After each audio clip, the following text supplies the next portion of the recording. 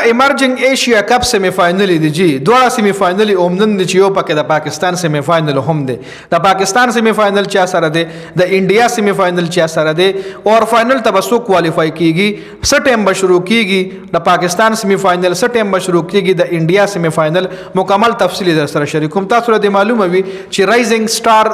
ایشیا کپ شروع د ایمرجنګ ایشیا کپ ورته هم ویل کیږي دا ځلې ولنوم بدل کړي رایزنګ سٹار ایمرجنګ ایشیا کپ ورته خو دي چې د پاکستان لوبډله د بنگلاديش لوبډله د انډیا او د سریلانکا پکې سیمی فائنل ته کوالیفای شوی دي کچاري د سریلانکا لوبډله نو کوالیفای شوی نو نن بر پاکستان او افغانستان سیمی فائنل یره ډیره مزه به کړي وا د افغانستان عوامو هم انجوای کړو د پاکستان عوامو هم انجوای کړو یو ګرم میچ پښه یو خپل میچ پښه خلکو بکتل او کرکټ فینز د پاره به یو مشغولتیا جوړه شوی و خو لابد مرغه افغانستان میچونه بیل لوغی سیمی فائنل ته کوالیفای نشو پرن ریډ باندې چونکه صرف یو میچ بیلل خو یو میچ هم دومره غټ شکست پکې خوړلو چې د افغانستان لوبډله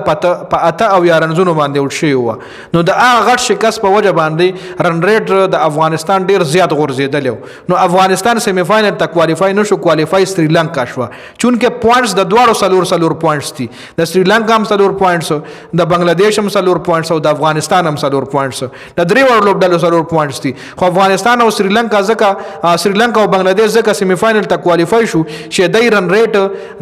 د افغانستان نه سیوا و نو افغانستان پر رن ریټ کې وهلو خوړل او رن ریټ په دې وجه خراب شو چې یو میچ ډیر غټ شکست خوړل او په یو میچ کې و میچ د بنگلاديش نه بایللو بنگلاديش ورپسې 78 رنزونه په 12 کې د 13 ور کې چیس کله غټ شکست افغانستان ته ورکړ نو هغه یو میچ بایلل افغانستان ډیر ګران پریوتل خیر پاغه خبره نه کو نن چې کوم لومبنه سیمی فائنل دی هغه بنگلاديش او د انډیا دی چې دا میچ په 2:30 بجې شروع کیږي څنګه چې د پاکستان او انډیا میچ ګرم وي دغه د بنگلاديش او انډیا میچ هم ګرم وي نو د بنگلاديش او انډیا هم به یو ګرم میچ کیږي ډیر خلک په شوق سره ګوري پاکستانیان هم په شوق سره ګوري بنگالیان هم په شوق سره ګوري انډیا هم په شوق سره ګوري نو دا هم یو غټ میچ دی یو ګرم میچ دی او دویم سیمی فائنل چې کوم دیغه پاکستان په مقابله سریلانکا دی چې ماخام 19 بجې شروع کیږي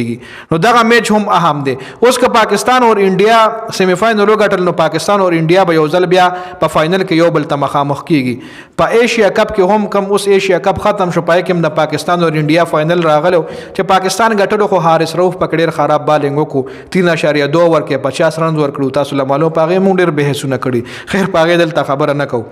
نو یو ځل کې دیشي بیا د پاکستان او د انډیا فائنل راشي د ایمرجنګ ایشیا کپ او په دې ایمرجنګ ایشیا کپ کې د پاکستان او انډیا یو میچ الریډي شوی دی چې په هغه میچ کې پاکستان انډیا له شکست ورکړی وایي که هم کلاړیانو یو بل لسترګې خولې وي یو بل سره بدمعشانې کړې وي نو هغه میچ هم یو ګرم میچ شو خیر تاسو په خیال باندې به فائنل له څوک کوالیفای شي بنگلاديش او انډیا کې به میچ څوک وګټي او سریلانکا او پاکستان کې به میچ څوک وګټي تاسو په خیال باندې به فائنل لکه دوه لوبډلې کوالیفای شي